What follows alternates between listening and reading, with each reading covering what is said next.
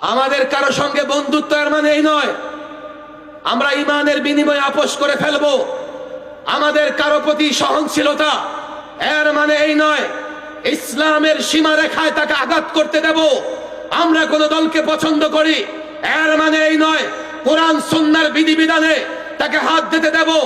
Doctor Yunus সরকারের তাদের যে ঐক্যমত্য কমিশন সেখানেও ক্লিয়ার বলেছে, সংবিধান সংস্কারের বৈঠকে আমি সেখানেও ক্লিয়ার বলেছি, যদিও আজকে জুলাই সনদে আমরা স্বাক্ষর করেছি গণভোট হবে হোক, আমরা পরিষ্কার বলে দিয়েছি এই 91 বছর ধরে আমরা আমাদের আসাতেজা আকাবেরদের দেখেছি যারা একটা কথা পরিষ্কার বলেছেন।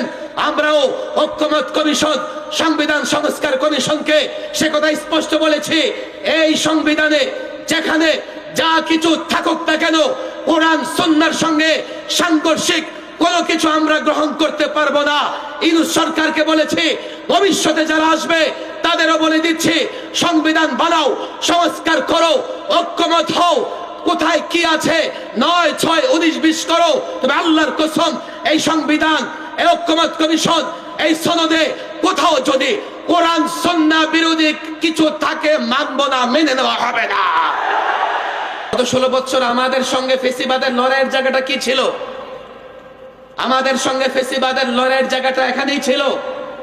আমরা তাদের বলেছি রাষ্ট্র চালাও তোমরা, তোমাদের সঙ্গে আমাদের বিরোধ নাই, কিন্তু কোরআন সুন্নাহর সঙ্গে সাংঘর্ষিক এমন কথা কিংবা এমন আইন করা যাবে না। তারা আমাদের কথা শোনেনি, আমরা তাদের বিরুদ্ধে আন্দোলন সংগ্রাম করেছি, কিন্তু এই আন্দোলন সংগ্রাম শেষ কথা নয়। ভবিষ্যতেও যারা রাষ্ট্র ক্ষমতায় আসবে তাদেরকেও পরিষ্কার এই বার্তা দিতে চাই, তোমরা তোমাদের সাবজেক্ট পর্যন্ত সীমাবদ্ধ থাকবে।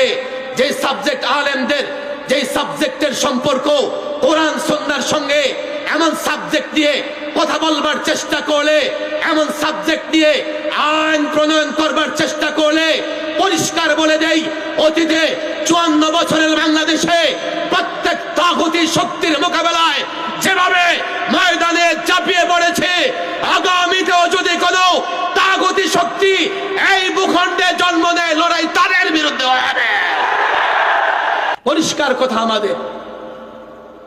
আমি আমার সংগঠনের প্রস্তাবনায় স্পষ্ট জানিয়ে দিয়েছি, আগে কথা লিখেছি, আগে কথা বলে দিয়েছি, তোমরা এত লম্বা চোরা সংস্কার করবা, শব্দের মার পেছে এটা সেটা ঢুকানোর চেষ্টা করবা। আমাদের বক্তৃতা স্পষ্ট, আজ হোক কাল হোক, যখনই ধরা পড়বে যে সংস্কার কার্যক্রম এই সংবিধানের কোথাও কোনো ধারা কোনো উপধারা এমন আছে যা কোরআন সুন্নাহর সঙ্গে সাংঘর্ষিক, তাৎক্ষণিক প্রতিবাদ করব, এক মুহূর্ত বরদাস্ত করব না। তারা সাহাবায়ে কেরামকে সত্যের মাপকাঠি মানতে রাজি নয়, অথচ কোরআন বলছে আমিনু কামা আমানান নাস। সাহাবায়ে কেরাম ঈমানের মাপকাঠি, তোমরা ঈমান আনো সাহাবায়ে কেরামের মতো।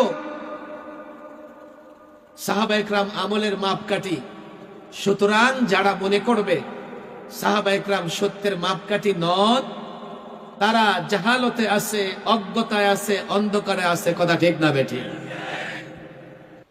সাহাবায়ে কেরামকে সত্যের মাপকাঠি মানতে কষ্ট হচ্ছে, তাহলে তারা কি কোরআনে কারীম পড়ে না? তারা কি কোরআনে কারীম বুঝে পড়ে না? কোরআনুল কারীমের শুরু থেকে সূরাতুল বাকারা থেকে শুরু করে শেষ পর্যন্ত যে আয়াতে আপনি দৃষ্টি দেবেন সে আয়াতে সাহাবায়ে কেরামের মর্যাদা এবং ফজিলতের বর্ণনা আছে। কোরআনে কারীমের যে কোনো আয়াতে। এবার কোরআনে কারীমের আয়াত এবং সাহাবায়ে কেরামের মর্যাদা পরিমাপ করে দেন। আপনি বললেন আলিফ লাম মিম লা রাইবা ফি যালিকাল কিতাব লা রাইবা ফি, এমন এক কিতাব যার মধ্যে কোনো সন্দেহ নাই। এই যে কোরআনে কোনো রাইব নাই, সন্দেহ নাই, এর সাক্ষ্য সর্বপ্রথম দিয়েছেন সাহাবায়ে কেরামের জামাত। হুদাল লিল মুত্তাকিন, মুত্তাকিনদের জন্য হেদায়েত। মুত্তাকিন কারা? মুত্তাকিনদের প্রথম জামাত হচ্ছে সাহাবায়ে কেরাম। এরপরে আল্লাযীনা ইউমিনুনা বিল্লাহ, এখান থেকে পৃষ্ঠার শেষ পর্যন্ত আল্লাহর উপরে ঈমান আনা, আল্লাহ যা অবতীর্ণ করেছে তার উপরে ঈমান আনা, এই সবগুলো বিষয়ে আগে যারা করে দেখিয়েছেন তারা সাহাবায়ে কেরাম। এরপরে আল্লাহ প্রদত্ত সার্টিফিকেট, উলাইকা আলা হুদাম মির রাব্বিহিম ওয়া উলাইকা হুমুল মুফলিহুন, তারা রবের পক্ষ থেকে হেদায়েতের উপরে, তারা সফল কাম। কারা? সবার আগে সাহাবায়ে কেরাম। তারা সাহাবায়ে কেরামকে সত্যের মাপকাঠি মানতে রাজি নয়, অথচ কোরআন বলছে আমিনু কামা আমানান নাস। সাহাবায়ে কেরাম ঈমানের মাপকাঠি, তোমরা ঈমান আনো সাহাবায়ে কেরামের মতো। সাহাবায়ে কেরাম আমলের মাপকাঠি। সুতরাং যারা মনে করবে সাহাবায়ে কেরাম সত্যের মাপকাঠি নন, তারা জাহালতে আছে, অজ্ঞতায় আছে, অন্ধকারে আছে। কথা ঠিক না বেঠিক? কেউ কেউ ইতিহাসের বর্ণনা দিয়ে সাহাবায়ে কেরামের চরিত্র মাপার চেষ্টা করতেছে। যেই পাল্লা দিয়ে লাকড়ি মাপা হয় সেই পাল্লা দিয়ে স্বর্ণ মাপা যায় না। হাটাজারিতে লাকড়ি বিক্রি হয় নিঃসন্দেহে, যেই পাল্লাতে লাকড়ি বিক্রি হয় এই উভয় পাল্লাতে 100 গ্রাম 500 গ্রাম কম হলেও ক্রেতা বিক্রেতা কেউ নারাজ হয় না। কিন্তু যেই পাল্লা দিয়ে স্বর্ণ মাপা হয়, গিয়ে দেখেন 1 গ্রাম এদিক সেদিক হওয়ার কোনো সুযোগ নাই।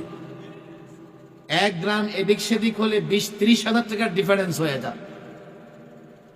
ইতিহাস দিয়া যারা সাহাবায়ে কেরামের চরিত্র মাপার চেষ্টা করে, ওরা লাকড়ির পাল্লা দিয়ে স্বর্ণ মাপার চেষ্টা করতেছে।